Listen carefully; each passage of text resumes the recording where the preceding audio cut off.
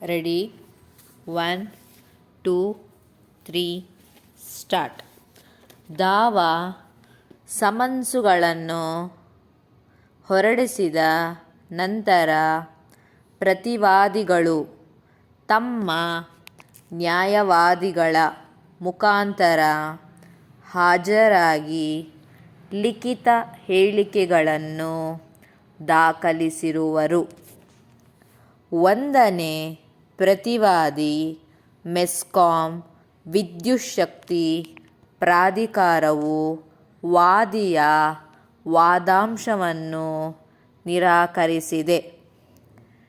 ದಿನಾಂಕ 15/9/2013 1 ಮತ್ತು 3ನೇ ಪ್ರತಿವಾದಿಗಳ ನಿರ್ಲಕ್ಷ್ಯತೆಯಿಂದಾಗಿ ಮೊದಲ ವಾದಿಯ ಮಗನು ಉಳ್ಳಾಲ್ ನರ್ಸಿಂಗ್ ಹೋಮ್ನಲ್ಲಿ ವಿದ್ಯುತ್ ಅಪಘಾತದಿಂದ ಗಾಯಗಳಿಗೊಳಗಾಗಿ ಸ್ಥಳದಲ್ಲಿಯೇ ಮರಣ ಹೊಂದಿದ್ದನು ಎಂಬುದನ್ನು ಅಲ್ಲಗೆಳೆಯಲಾಗಿದೆ.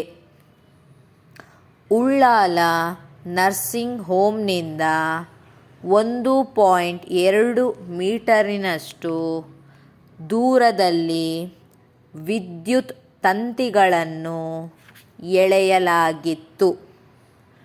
ವಿದ್ಯುತ್ ತಂತಿಗಳನ್ನು ಮೃತನು ಸ್ಪರ್ಶಿಸಿದರೆ ಕುದ್ರೋಳಿಯಲ್ಲಿರುವ ವಿದ್ಯುಚ್ಛಕ್ತಿ ಸರಬರಾಜು ಸಬ್ ಸ್ಟೇಷನ್ನಲ್ಲಿ ವಿದ್ಯುತ್ ಸಂಪರ್ಕ ತಪ್ಪಿಹೋಗಬೇಕಾಗಿತ್ತು. ಆದುದರಿಂದ ವಿದ್ಯುತ್ ಅಪಘಾತದಿಂದ ಈ ಮರಣವು ಸಂಭವಿಸಿರುವ ಸಾಧ್ಯತೆ ಇರುವುದಿಲ್ಲ ಎಂದು ವಾದಿಸಲಾಗಿದೆ. ಅದೇ ಸಮಯದಲ್ಲಿ ಮೆಸ್ಕಾಂ ಪ್ರಾಧಿಕಾರವು ವಿದ್ಯುತ್ ತಂತಿಗಳನ್ನು ಎಳೆಯುವಾಗ ಸಾಧ್ಯವಾದಷ್ಟು ಮುನ್ನೆಚ್ಚರಿಕೆಯ ಕ್ರಮಗಳನ್ನು ತೆಗೆದುಕೊಂಡಿತ್ತು. ಈ ಮುಂಚೆ ಈ ವಿದ್ಯುತ್ ತಂತಿಗಳು ಉಳ್ಳಾಳ್ ನರ್ಸಿಂಗ್ ಹೋಮ್ನಿಂದ 5 ಮೀಟರಿಗಿಂತ ಹೆಚ್ಚು ಅಂತರದಲ್ಲಿದ್ದವು. ತಮ್ಮ ವಾದವನ್ನು ಮುಂದುವರೆಸುತ್ತಾ ಉಳ್ಳಾಲ್ ನರ್ಸಿಂಗ್ ಹೋಮ್ ಹತ್ತಿರ ಹಾದು ಹೋಗಿರುವ ವಿದ್ಯುತ್ ತಂತಿಗಳನ್ನು ಮಂಗಳೂರು ನಗರ ಪಾಲಿಕೆಯು ರಸ್ತೆ ಅಗಲೀಕರಣದ ಸಮಯದಲ್ಲಿ ಅಂತರವನ್ನು 2 ಮೀಟರ್ಗಳಿಗೆ ಕಡಿಮೆಗೊಳಿಸಿ ಸ್ಥಳಾಂತರ ಮಾಡಿತ್ತು. ಸುರಕ್ಷಿತ ಅಂತರಕ್ಕೆ ಅವುಗಳನ್ನು ಸ್ಥಳಾಂತರಿಸುವಂತೆ ಪಾಲಿಕೆಗೆ ಸೂಚಿಸಲಾಗಿದ್ದರೂ ಅದು ಸ್ಪಂದಿಸಲಿಲ್ಲ. ಆದುದರಿಂದ ಈ ದಾವೆಗೆ ಮಂಗಳೂರು ನಗರ ಪಾಲಿಕೆಯು ಸಹ ಅಗತ್ಯ ಪಕ್ಷಕಾರವಾಗಿದೆ ಎಂದು ವಾದಿಸಲಾಗಿದೆ. ಅವರು 2ನೇ ಪ್ರತಿವಾದಿಯು ಪೊಲೀಸ್ ಅಧಿಕಾರಿಗಳೊಂದಿಗೆ ಶಾಮೀಲಾಗಿ ತಮ್ಮ ವಿರುದ್ಧ ಸುಳ್ಳು ಕ್ರಿಮಿನಲ್ ಮೊಕದ್ದಮೆಯನ್ನು ದಾಖಲಿಸಿದೆ ಎಂದು ಆರೋಪಿಸಿರುತ್ತಾರೆ. ತದನುಸಾರವಾಗಿ ಅವರು ದಾವೆಯನ್ನು ವಜಾಗೊಳಿಸುವುದಕ್ಕಾಗಿ ಪ್ರಾರ್ಥಿಸಿರುವರು. 3ನೇ ಪ್ರತಿವಾದಿಯು ಮೊದಲ ಪ್ರತಿವಾದಿಯು ದಾಖಲಿಸಿದ ಲಿಖಿತ ಹೇಳಿಕೆಯನ್ನು ಅಳವಡಿಸಿಕೊಂಡರು.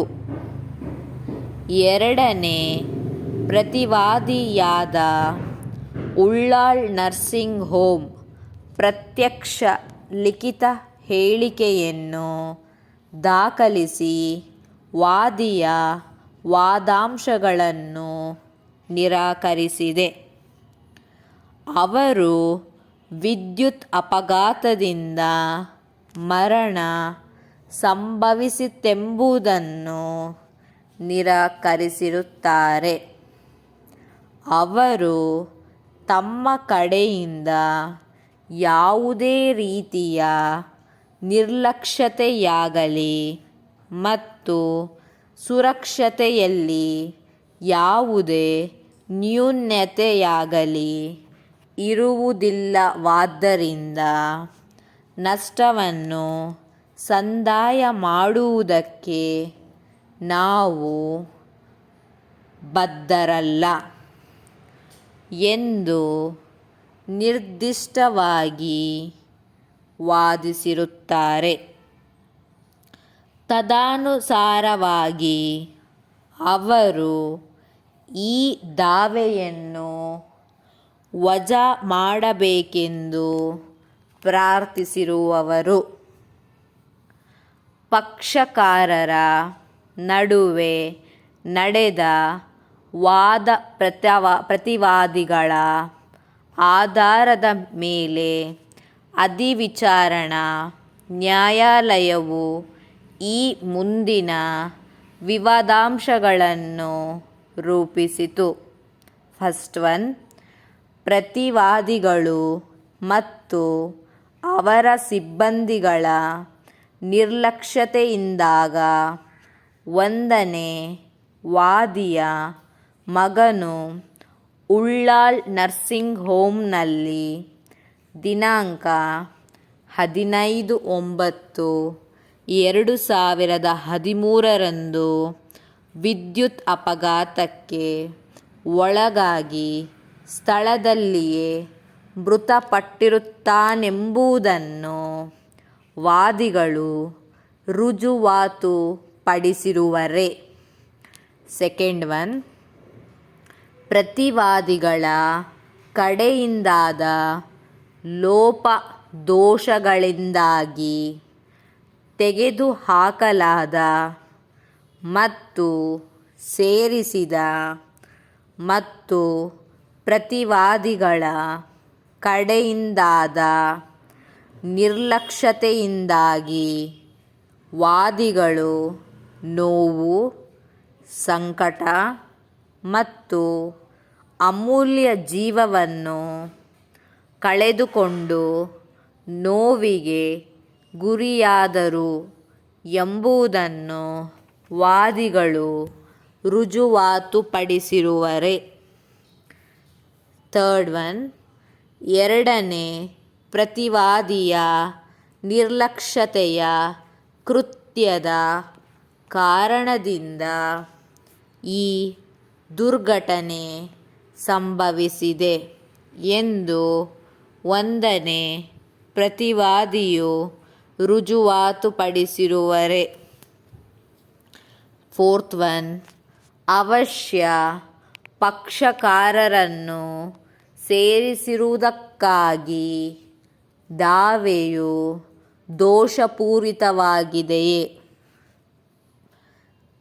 ಐದನೇದು, ಕಾಲಪರಿಮಿತಿಯ ಕಾನೂನಿನ ಮೂಲಕ ದಾವೆಯನ್ನು ನಿರ್ಬಂಧಿಸಲಾಗಿದೆಯೇ.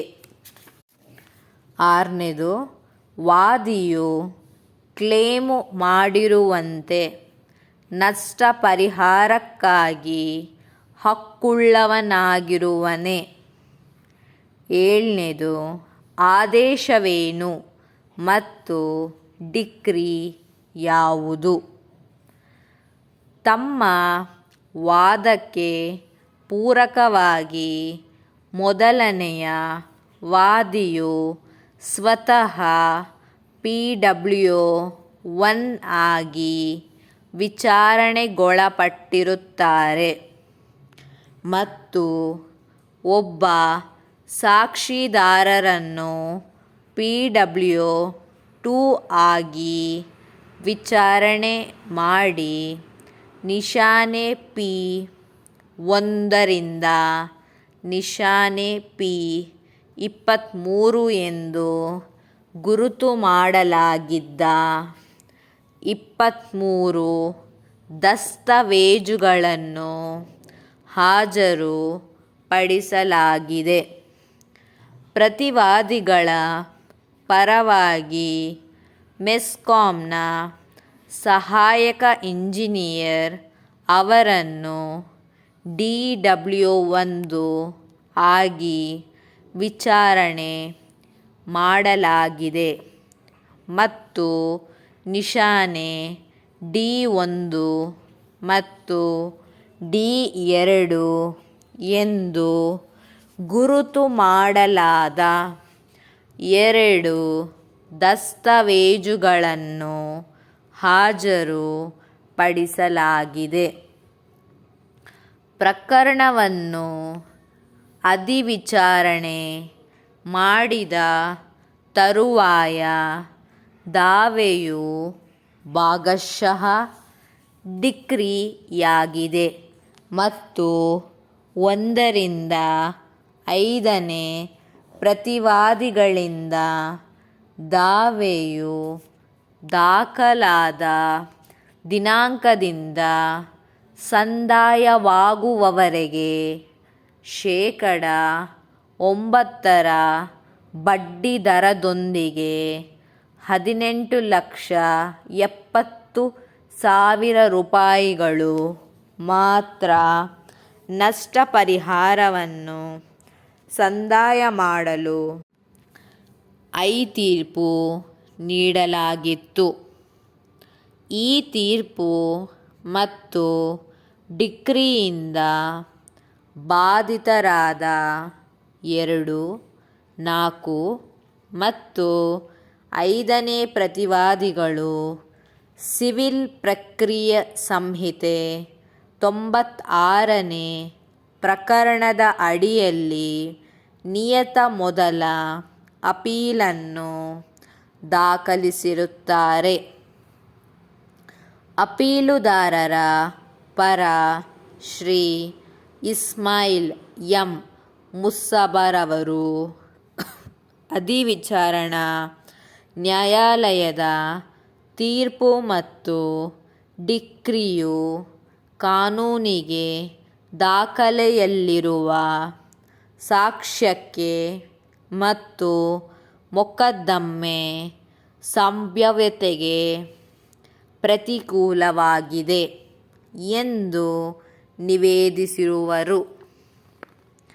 ಮುಂದುವರೆದು ವಿದ್ಯುತ್ ತಂತಿಗಳನ್ನು ಮತ್ತು ಕಂಬಗಳನ್ನು ತಪಾಸಣೆ ಮತ್ತು ನಿರ್ವಹಣೆ ಮಾಡುವುದಕ್ಕೆ ಮೆಸ್ಕಾಂ ಏಕೈಕ ಅಧಿಕೃತವಾದ ಪ್ರಾಧಿಕಾರವಾಗಿದೆ ಎಂಬುದನ್ನು ಪರಿಗಣಿಸುವಲ್ಲಿ ಅಧಿವಿಚಾರಣಾ ನ್ಯಾಯಾಲಯವು ವಿಫಲವಾಗಿದೆ. ಅಂಥ ವಿದ್ಯುತ್ ಮಾರ್ಗಗಳನ್ನು ನಿರ್ವಹಿಸುವಲ್ಲಿ ಮೆಸ್ಕಾಂ ಕಡೆಯಿಂದಾದ ಆರೋಪಿತ ವಿಫಲತೆಯೇ ಕಾರಣವಾಗಿದೆ. ಆದುದರಿಂದ ಮೆಸ್ಕಾಂ ಕಡೆಯಿಂದ ಆಗಿರಬಹುದಾದ ಕೃತ್ಯಕ್ಕೆ ಅಪೀಲುದಾರರು ಹೊಣೆಗಾರರಾಗುವುದಿಲ್ಲ ಎಂದು ನಿವೇದಿಸಿರುತ್ತಾರೆ. ಅಲ್ಲದೆ ಮುಂದುವರೆಸಿ ಕಟ್ಟಡದ ಅಧಿಭೋಗದಾರರಾಗಿರುವ ಉಳ್ಳಾಳ್ ನರ್ಸಿಂಗ್ ಹೋಮ್ರವರು ಎಲ್ಲ ಅವಶ್ಯ ಮುನ್ನೆಚ್ಚರಿಕಾ ಕ್ರಮಗಳನ್ನು ತೆಗೆದುಕೊಂಡಿದ್ದಾರೆಂದು ನಿವೇದಿಸಿರುವರು. ನರ್ಸಿಂಗ್ ಹೋಮ್ ಕಡೆಯಿಂದ ಯಾವುದೇ ನಿರ್ಲಕ್ಷ್ಯತೆ ಇರುವುದಿಲ್ಲ. ಮೆಸ್ಕಾಂ ಪ್ರಾಧಿಕಾರದ ನಿರ್ಲಕ್ಷ್ಯತೆಯ ಕೃತ್ಯದ ಕಾರಣದಿಂದಲೇ ಈ ದುರ್ಘಟನೆಯು ಸಂಭವಿಸಿದೆ. ಮೆಸ್ಕಾಂ ಪ್ರಾಧಿಕಾರ ಕಡೆಯಿಂದಲೇ ಶಾಸನಾತ್ಮಕ ಹೊಣೆಗಾರಿಕೆ ಇದೆ ಎಂದು ವಾದಿಸಿದ್ದಾರೆ. ನ್ಯಾಯವಾದಿಗಳು ಕಟ್ಟುನಿಟ್ಟಿನ ಹೊಣೆಗಾರಿಕೆಯ ತತ್ವಗಳ ಅನ್ವಯತೆಯನ್ನು ಬಲವಾಗಿ ವಾದಿಸಿರುವರು. ಕೊನೆಯದಾಗಿ 2, 4 ಮತ್ತು 5ನೇ ಪ್ರತಿವಾದಿಗಳು ಸಹ ನಷ್ಟ ಪರಿಹಾರವನ್ನು ಸಂದಾಯ ಮಾಡಲು ಸಮಾನ ಹೊಣೆಗಾರರಾಗಿದ್ದಾರೆ ಎಂದು ಅಭಿಪ್ರಾಯಪಟ್ಟ ಅಧಿವಿಚಾರಣಾ ನ್ಯಾಯಾಲಯವು ನೀಡಿದ ತೀರ್ಪು ಮತ್ತು ಡಿಕ್ರಿಯ ಕಾನೂನಿನಲ್ಲಿ ಸಮರ್ಥನೀಯವಾಗಿರುವುದಿಲ್ಲ. ಆದುದರಿಂದ ಆ ಮಟ್ಟಿಗೆ ಅಧಿವಿಚಾರಣಾ ನ್ಯಾಯಾಲಯದ ತೀರ್ಪು ಮತ್ತು ಡಿಕ್ರಿಯನ್ನು ವಜಾಗೊಳಿಸಬಹುದಾಗಿದೆ ಎಂದು ನಿವೇದಿಸುತ್ತಾ ತದನುಸಾರವಾಗಿ ಅಪೀಲನ್ನು ಪುರಸ್ಕರಿಸಬಹುದೆಂದು ವಿನಂತಿಸಿಕೊಂಡಿದ್ದಾರೆ.